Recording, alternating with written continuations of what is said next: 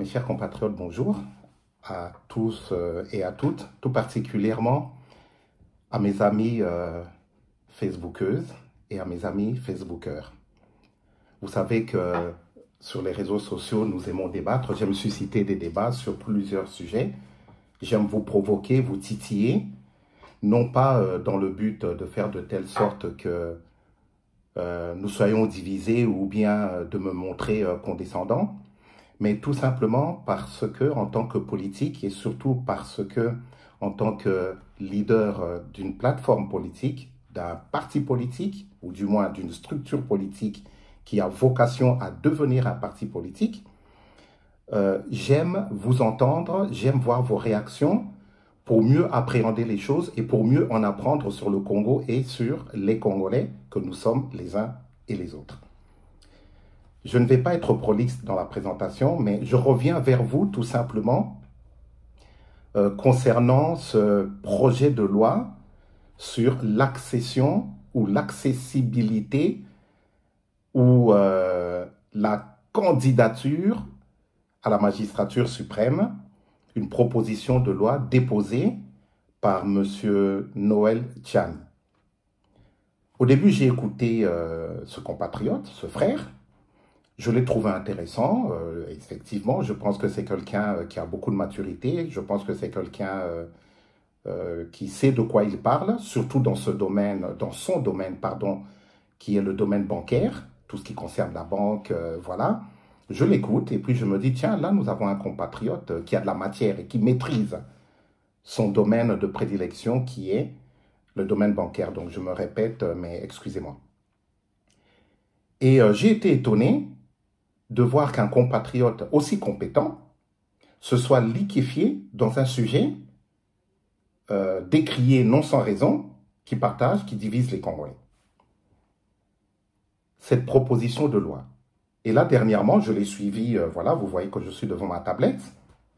Je l'ai suivi lorsqu'il s'est présenté, lorsqu'il a déposé cette proposition de loi au niveau de la chambre basse du Parlement, qui est l'Assemblée nationale, avec accompagné d'un député national dont j'oublie le nom, et que je n'ai pas trouvé très convaincant d'ailleurs. Et donc, je l'ai suivi et je me suis dit, non, là, il y a quelque chose qui ne va plus. Monsieur Noël Tchani, j'ai l'impression que vous prenez les Congolais, franchement, hein, je le dis en toute humilité et puis en toute simplicité, j'ai l'impression que vous prenez les Congolais pour des benets. N'oublions pas, nous autres politiques, lorsque nous nous adressons à nos compatriotes au travers des réseaux sociaux, n'oublions pas qu'il y a des avocats congolais qui nous suivent, des médecins congolais qui nous suivent, des intellectuels de tous bords qui nous suivent, des ingénieurs, des pères de famille, des chefs d'entreprise, et voilà. Il y a toute une élite qui nous suit, et cette élite-là est au fait de ce qui se passe très exactement chez nous en République démocratique du Congo. Nous ne devons pas donner l'impression que nous sommes condescendants, c'est-à-dire que nous voyons, que nous nous considérons comme au-dessus des autres. Nous ne devons pas tenir des propos paternalistes, c'est-à-dire que nous ne devons pas considérer les autres comme étant des petits-enfants. Et surtout, nous ne devons pas donner l'impression d'en connaître plus que les autres, car ce n'est pas vrai. Voilà, tout simplement. Le Congo nous appartient à toutes et à tous, bien évidemment, et toutes et à tous, nous avons quelque chose de substantiel à apporter à la mère patrie. Alors, en suivant les derniers propos tenus par M. Noël Tchani et le député en question qui a déposé la loi au niveau de l'Assemblée nationale, voilà, je vais revenir sur certains propos qui ont été dits parce que je me suis dit que non, on ne peut plus continuer comme ça. Il faut que nous autres politiques, nous cessions de considérer que les Congolaises et les Congolais sont des petits-enfants. Car c'est l'impression qui me... c'est ce que j'ai ressenti, c'est l'impression que j'ai eue, et ce n'est pas qu'une impression, en écoutant ces deux compatriotes. Tout d'abord, qu'est-ce qui a été dit? Que nous soyons 1% Congolais, 25% Congolais, 10% Congolais, 100% Congolais, 50% Congolais, 70% Congolais, peu importe, nous sommes toutes et tous des Congolais. Là, déjà, sur ce point-là, je vais dire une chose à M. Noël Tchani. Je n'aime pas rapporter les immenses problèmes du Congo sur des noms d'individus, mais étant donné les circonstances, je me vois obligé de le faire cette fois-ci, tout en notant qu'une fois n'est pas coutume. Comprenez mon émotion. La nationalité congolaise ne se jauge pas, ne s'estime pas en termes de pourcentage. Pour un homme politique, utiliser le langage populaire ne se fait que dans un seul but, surtout chez nous autres les Congolais.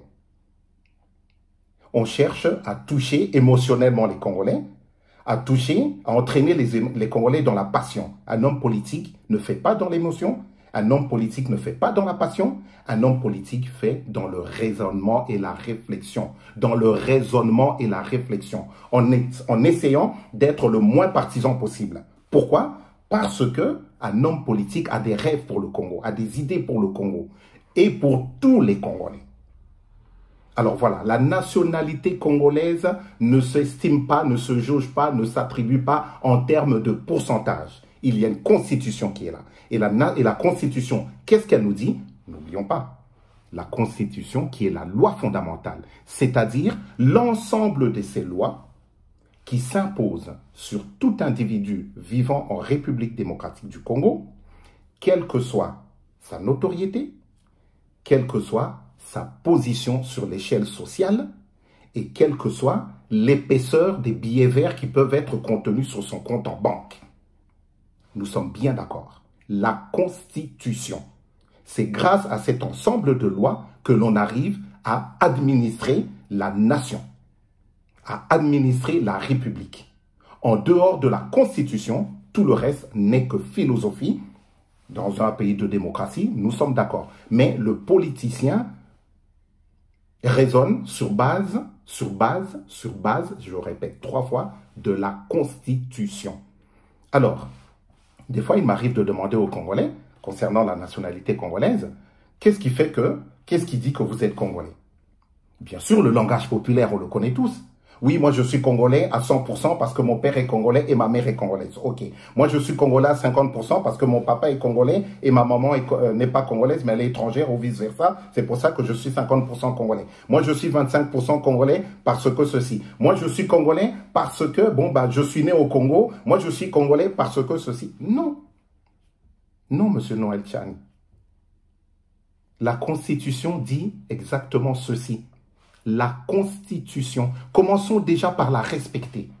Cet ensemble de lois, la loi fondamentale qui s'impose sur nous toutes et sur nous tous. La Constitution dit qu'on ne peut être Congolais que dans certains cas. Premièrement, par naturalisation. Vous êtes un étranger, vous venez au Congo, vous aimez ce pays, vous vous installez au Congo, vous participez à l'essor économique du Congo, vous aimez la mentalité congolaise, l'esprit congolais, vous aimez ça et vous décidez d'acquérir cette nationalité. Vous vous rapprochez de l'État et vous demandez à avoir la nationalité congolaise. Donc, si l'État vous l'accorde, selon certaines conditions aussi, vous devenez Congolais par naturalisation. Ensuite, on peut devenir Congolais aussi par mariage. Vous êtes un étranger à la base, vous venez vous installer au Congo. N'oublions pas, par naturalisation, cela veut dire que à la base, vous êtes déjà un étranger. Vous n'êtes pas Congolais, vous êtes un étranger. Pareil, par mariage, vous êtes un étranger, vous vous mariez avec un Congolais ou une Congolaise, et au bout de quelques années de mariage, de vie commune, vous demandez à acquérir la nationalité congolaise, ce qui est aussi, bien entendu, une forme de naturalisation. Et ensuite, on peut aussi devenir Congolais par adoption. Encore une fois, vous êtes un étranger, vous arrivez en République démocratique du Congo, et vous êtes adopté par des Congolais, par une famille congolaise, qui va auprès de l'État, qui se rapproche de l'État, et qui demande des papiers d'adoption, tout simplement, qui demande qu'on vous donne la nationalité congolaise, parce que vous vous portez garant pour cette personne étrangère à la base. En général, on adopte des enfants. Et ces enfants, si l'État accepte, si les conditions sont remplies, bien entendu, cet enfant, cette personne devient Congolais par adoption. On peut aussi devenir Congolais tout simplement parce qu'on appelle, et moi j'ai retrouvé ça dans la loi française, pour moi qui vis en France, concernant l'acquisition de la nationalité française, Et j'aimerais que ce soit aussi dans la Constitution congolaise. Je ne suis pas juriste constitutionnaliste, mais je soumets bien entendu cette réflexion à l'appréciation de ceux qui maîtrisent le dossier mieux que moi. On peut aussi devenir Congolais par le sang versé. Vous êtes un étranger, vous venez vous installer au Congo et vous versez votre sang pour le Congo. Et dans certaines conditions, si elles sont remplies, l'État peut vous accorder la nationalité congolaise. Voilà, tout ça c'est pour, je pense que j'en oublie un ou deux, mais ça, les Congolais ont compris, ceux du moins qui maîtrisent le dossier ont compris. Voilà, tout ça pour le côté naturalisation, le côté de l'acquisition par la naturalisation, l'acquisition de la nationalité congolaise par naturalisation, ou par adoption, ou par mariage, ou par le sang versé. Voilà. Et puis, il y a un autre côté, c'est ceux qu'on appelle les Congolais d'origine. Ce sont ceux qui n'entrent pas dans ce cas-là. Les Congolais d'origine. Alors, qu'est-ce qu'un Congolais d'origine? Un Congolais d'origine, tout simplement, Monsieur Noël Tchani, je regrette d'être obligé de remettre cela au devant de la scène, c'est tout simplement toute celle ou tout celui qui reçoit en héritage. Ça veut dire, bon, l'héritage, nous savons ce que ça veut dire, hein, qui reçoit en héritage de ses parents. Ça veut dire que même vos grands-parents l'ont reçu en héritage. Même vos arrière-grands-parents ont reçu cela en héritage. Donc, tout celui ou toute celle qui reçoit en héritage de ses parents biologiques, l'appartenance à l'une des plus de 400 ethnies qui composent la République démocratique du Congo, ex-Zaïre. Voilà. Qui reçoit en héritage. C'est très important cela. Et la Constitution, à ce niveau-là, a déjà tout verrouillé. Et elle est même beaucoup plus stricte et même beaucoup plus sévère que cette proposition de loi qui consiste à vouloir que l'on devienne président de la République seulement si on est Congolais de père et de mère. Parlons de la nationalité congolaise d'origine. Vous recevez par vos parents et la loi pour ne pas séparer les Congolais qui ont reçu par leurs parents, que ce soit papa ou maman, ou alors que ce soit papa et maman. C'est ça. Recevoir en héritage de vos parents. Lorsqu'on dit que vous recevez en héritage de vos parents, c'est papa et maman, de père et de mère, c'est inclus dedans. Mais aussi papa ou maman, c'est normal, c'est inclus dedans aussi. Et cela donne la possibilité donc à tous ceux qui ont reçu en héritage cette appartenance à l'une des plus des 400 ethnies qui composent notre pays, le droit à beaucoup de choses.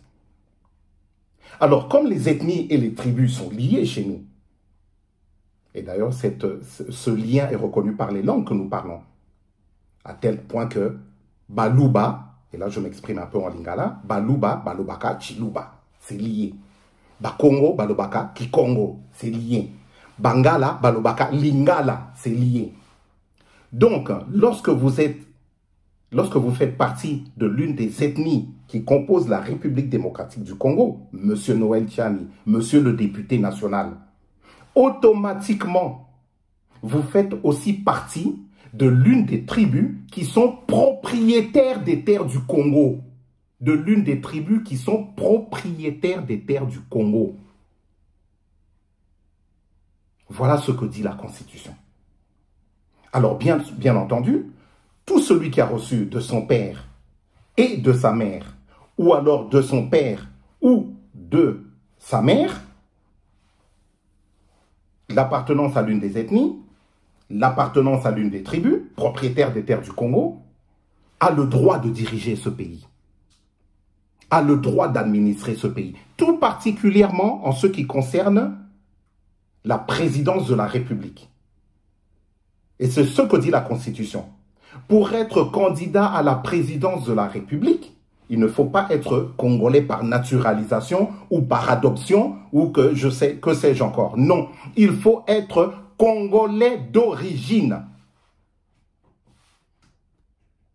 il faut être congolais d'origine, c'est-à-dire faire partie de l'une des ethnies, plus de 400 ethnies chez nous au Congo, qui composent la République démocratique du Congo. Et bien entendu, comme je me répète à bon escient, les ethnies sont reliées aux tribus, faire partie aussi de l'une des tribus qui sont propriétaires des terres du Congo.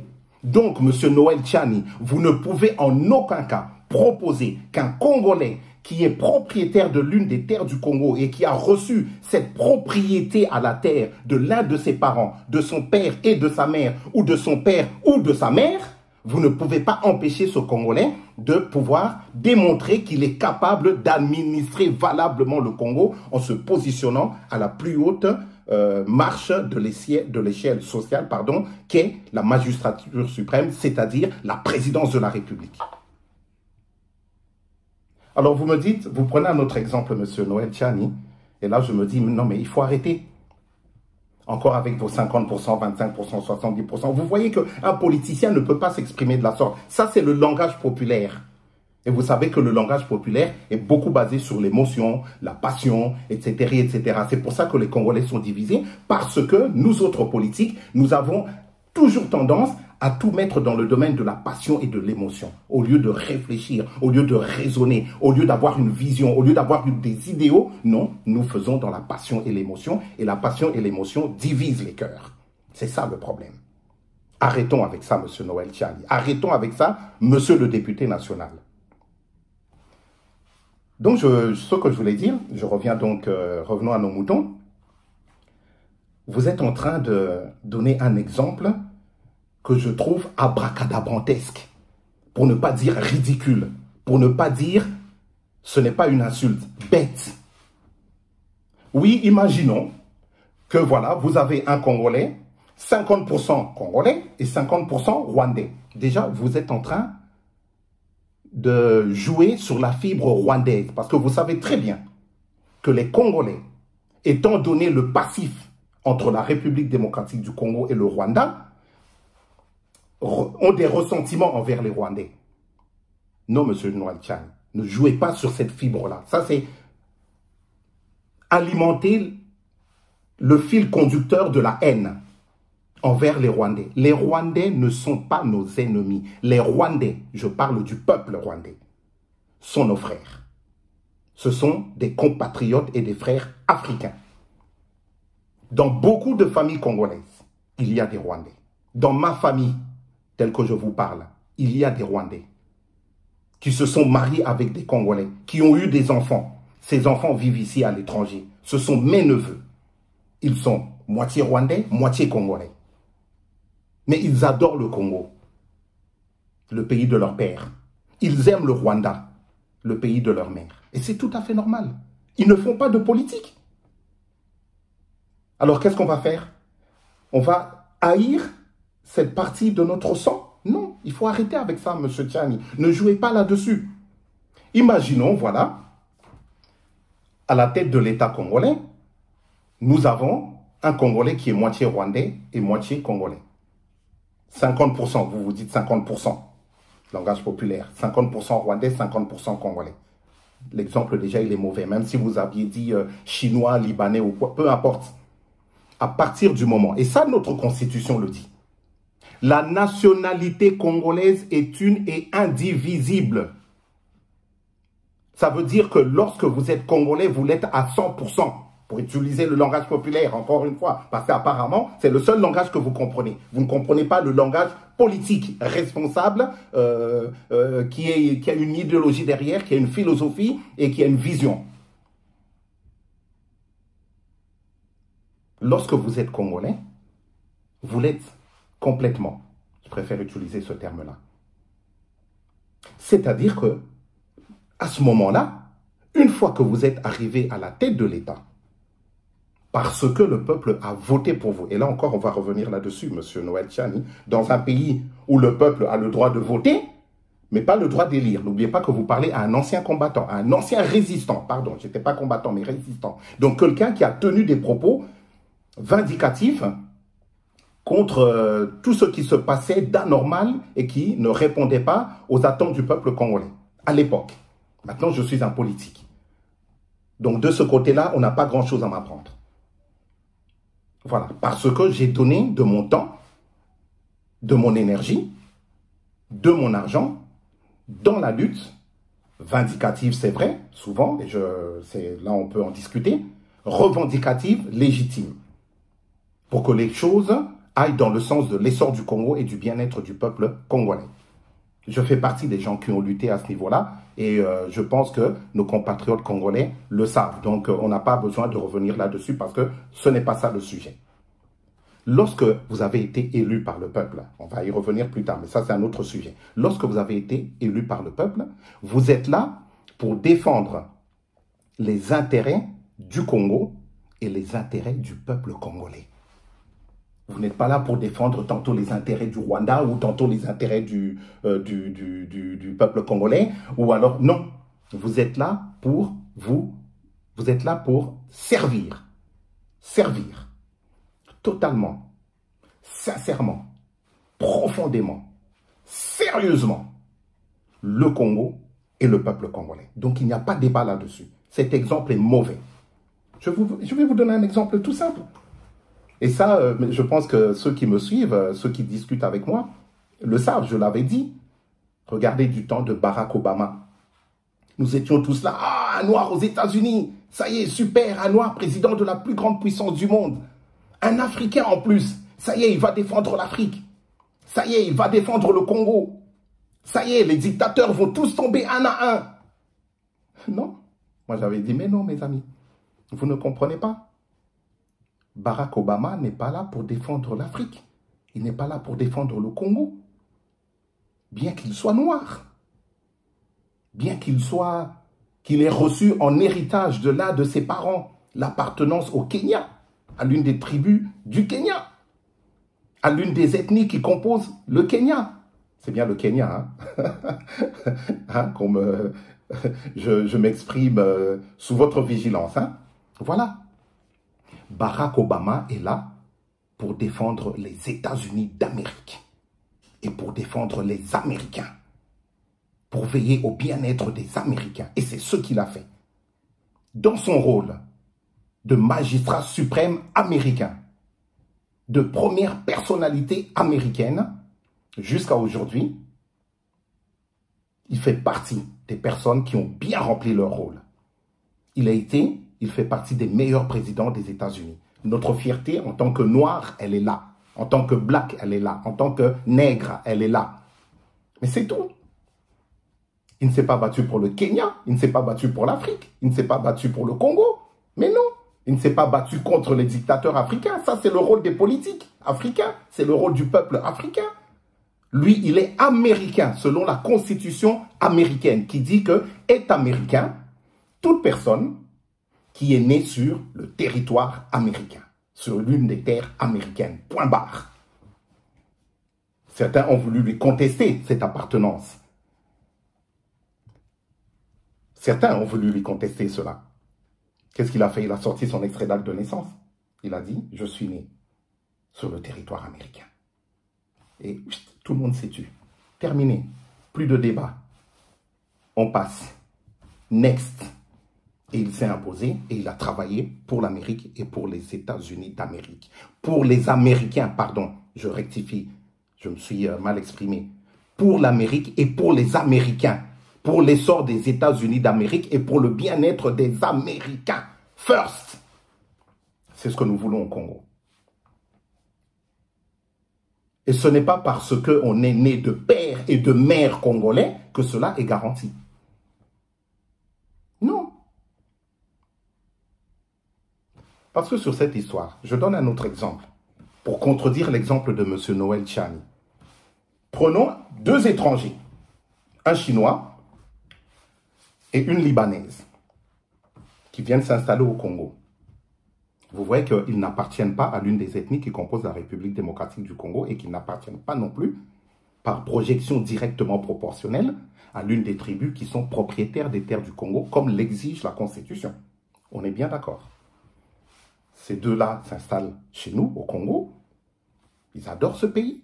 Ils participent à l'essor économique du pays. Ils se marient et ils mettent un enfant au monde après avoir demandé à acquérir la nationalité congolaise que l'État leur donne. Ils sont congolais. Papa congolais, pardon, et maman congolaise. Ils mettent au monde un enfant au Congo.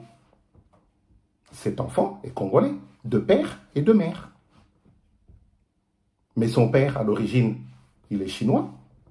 Sa mère, à l'origine, elle est libanaise, ou le contraire. J'espère que je ne me suis pas trompé dans mes exemples, que je n'ai pas inversé. Vous voyez que la Constitution est même plus sévère que vous, la Constitution actuelle est même plus stricte que vous, que votre proposition de loi, M. Tian. Parce que dans ce cas-là, l'enfant qui naîtra de cette union, il est congolais de père et de mère, parce que ses parents ont eu cette nationalité ont eu la nationalité congolaise par naturalisation. Ils l'ont demandé, ils sont étrangers à la base, ils ont demandé à l'État d'avoir la nationalité congolaise, ce qui leur a été octroyé. Ils sont congolais, ils mettent au monde un enfant, ben cet enfant est congolais de père et de mère. Demain, il aura droit, selon vous, de candidater à la magistrature suprême. Alors, à votre avis, qu'est-ce qu'il va faire cet enfant aussi? Voilà encore des questions qu'on peut se poser si on raisonne comme vous. Or, dans le cas de la Constitution actuelle, eh ben, cet enfant, non, il n'a pas le droit. Même s'il est congolais de père et de mère, il n'a pas le droit parce que la Constitution actuelle le lui interdit. Le lui interdit comment? Tout simplement du fait qu'il n'a pas reçu en héritage de ses parents, ni de ses grands-parents, ni de ses arrière-grands-parents, l'appartenance à l'une des ethnies qui composent la République démocratique du Congo actuellement, ex-Zaïre, et il n'a pas reçu non plus automatiquement l'appartenance à l'une des tribus propriétaires des terres du Congo.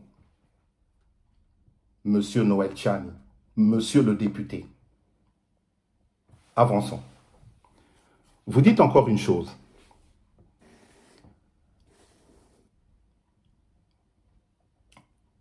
En ce qui concerne, je l'ai noté là, voilà, les USA. Je reviens dessus. Vous parlez de Arnold Schwarzenegger.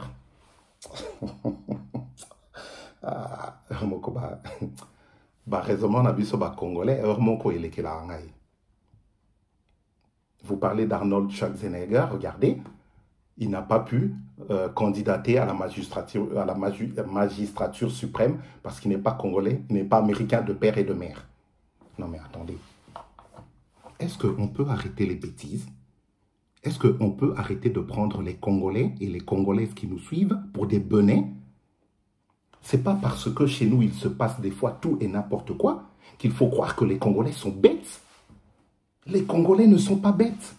Les Congolaises ne sont pas bêtes, peu importe leur ethnie, peu importe leur tribu. Arrêtons avec ça. Arnold Schwarzenegger n'a pas pu postuler à la candidature, à la magistrature suprême aux États-Unis, tout simplement parce qu'il n'a pas rempli les conditions de la Constitution. Un point, un trait. Il est né en Allemagne, Schwarzenegger. Ce n'est pas américain, c'est allemand. Or, la Constitution dit que pour être candidat au poste de président, excusez-moi, au poste de président des États-Unis d'Amérique, il faut être américain, c'est-à-dire qu'il faut être né sur le territoire américain. Voilà. Arnold Schwarzenegger n'est pas né sur le territoire américain. Il est né en Allemagne. Il a acquis la nationalité américaine. Il est naturalisé américain. Selon la Constitution, il n'est pas américain d'origine. Voilà pourquoi il n'a pas pu candidater. Barack Obama, le noir, notre frère noir. Papa, Kenya. Maman, USA. Date de naissance, lieu de naissance, territoire américain. Il a le droit. Moutou Mwindu a le droit. Mundele, il n'a pas le droit. Pourquoi? Parce que Moutou Mwindu remplit les conditions strictes de la Constitution américaine. Mundele ne l'a pas rempli. Et voilà pourquoi grâce à quoi Barack Obama est devenu président des États-Unis. C'est pas parce qu'il est congolais de père et de mère, américain, pardon, de père et de mère, ou de 50%, ou 60%, ou 25%. Non, c'est parce qu'il remplit les conditions de la Constitution.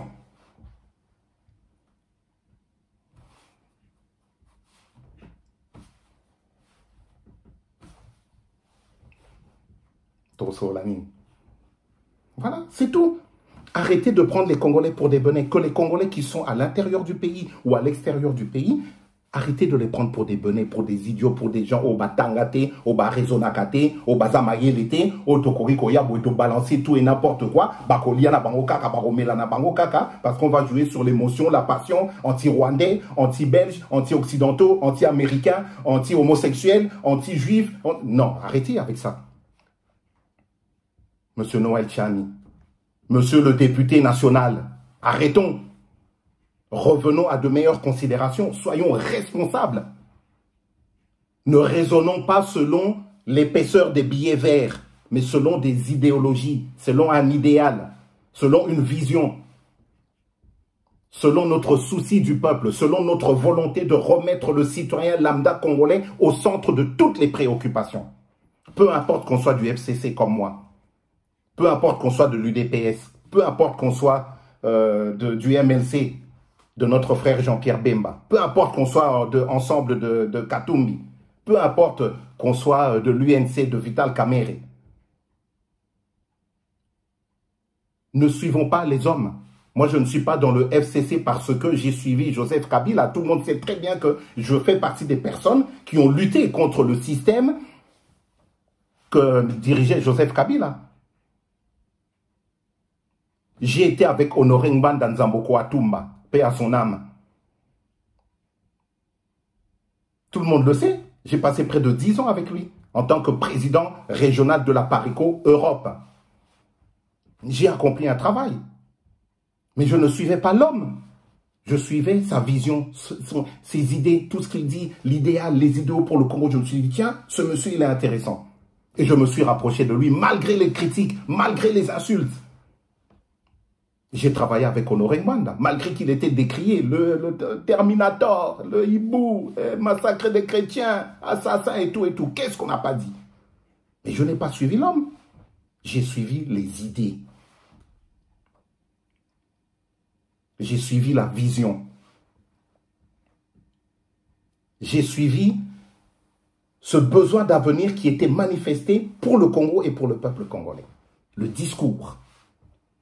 De même aujourd'hui, quand j'ai vu que avec Honoré Ngbanda, les choses n'allaient plus comme ceux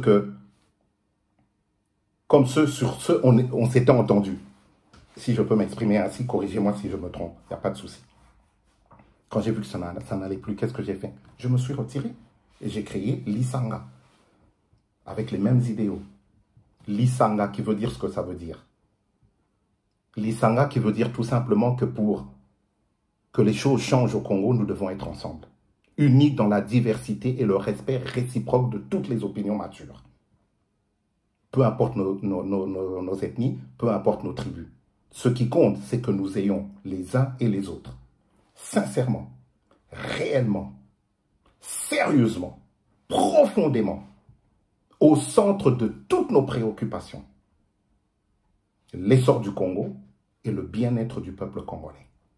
Voilà ce qui compte. C'est ça le plus important. Voilà ce que l'on veut à la tête du pays. Voilà ce que l'on veut au niveau de toutes les fonctions régaliennes, à haute responsabilité. Voilà. Nous voulons des Congolaises et des Congolais qui sont comme ça. Et voilà ce pourquoi nous nous battons. Aujourd'hui, je suis dans le FCC. Pas pour suivre Joseph Kabila, que je n'ai même pas encore rencontré. J'aimerais bien le rencontrer d'ailleurs. Je lance un appel à notre coordonnateur national, Maître Néhémie Mulania, que je salue patriotiquement et fraternellement, qui m'a reçu déjà. J'aimerais rencontrer notre leader, pour lui parler comme je vous parle là maintenant. Je n'ai pas suivi l'homme, mais j'ai suivi son idée. Écoutez le mot, front commun pour le Congo. Il n'a pas écrit front commun pour Joseph Kabila, ni front commun pour maman Olive Lembe, que je salue aussi au passage, pour tout ce qu'elle fait de formidable. pour son souci du social, pour son souci des enfants, pour son souci des sinistrés de Goma. Front commun pour le Congo. Joseph Kabila a dit, bon écoutez, ça suffit les bêtises. Effaçons le tableau. Nous avons toutes et tous notre part de responsabilité dans ce qui arrive en République démocratique du Congo. Moi le premier. Moi comme vous, vous comme moi. Maintenant nous devons arrêter ça. Les anciens aussi. Les Mobutu, les Laurent Désiré Kabila, tous nous avons notre part de responsabilité. Les Kasavubu, les Lumumba, les Papa Etienne Tshisekedi. Tous nous avons notre part de responsabilité. Alors effaçons le tableau, faisons la paix des braves. C'est difficile de faire la paix avec des personnes avec lesquelles on ne s'entend pas. Faisons la paix des braves et dépassons-nous. Allons au-dessus de tout ça. Et mettons au centre de toutes les préoccupations l'essor du Congo et le bien-être du peuple congolais pour que les choses aillent de mieux en mieux. Voilà ce que nous voulons pour le Congo. Et lorsque j'ai entendu Joseph Kabila s'exprimer de la sorte, je me suis dit, cet homme, il faut le suivre. Là, je suis d'accord avec